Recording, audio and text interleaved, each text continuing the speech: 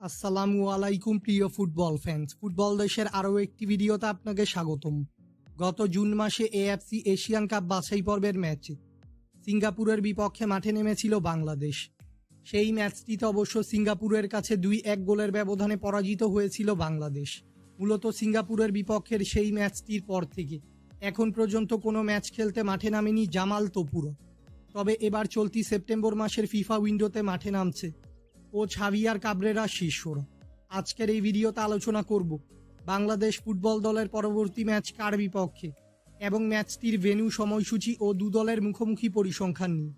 মূল ভিডিওটি শুরু করার আগে আমাদের চ্যানেলে প্রথমবার এসে থাকলে চ্যানেলটি সাবস্ক্রাইব করে আমাদের সাথেই থাকবেন।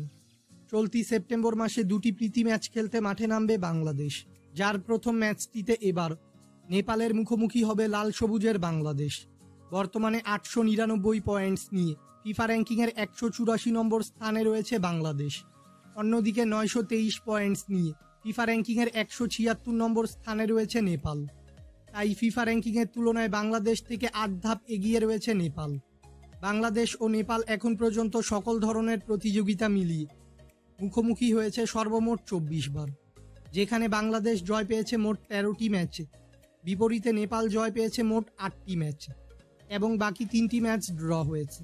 তাই মুখোমুখি পরিসংখ্যানে বাংলাদেশ থেকে পিছিয়ে রয়েছে নেপাল। বাংলাদেশ বনাম নেপালের মধ্যকার এই প্রীতি ম্যাচটি খেলা হবে নেপালের দশরথ রঙ্গশালা স্টেডিয়াম এবং এই ম্যাচটি অনুষ্ঠিত হবে বাংলাদেশ সময় অনুযায়ী আগামীকাল 6 সেপ্টেম্বর শনিবার বিকেল 5:45। তবে নেপালের সঙ্গের এই ম্যাচটিতে বাংলাদেশের হয়ে খেলবেন না হামজা দেওয়ান চৌধুরী। তবে বাংলাদেশ অবশ্যই চাইবে এ ম্যাচে জয় নিয়ে সেপ্টেম্বর মাসের ফিফা উইন্ডোটি শুরু করতে। ফুটবলের সকল নিউজ এবং আপডেটস পেতে আমাদের চ্যানেলটি সাবস্ক্রাইব করবেন এবং আমাদের সাথেই থাকবেন। ধন্যবাদ।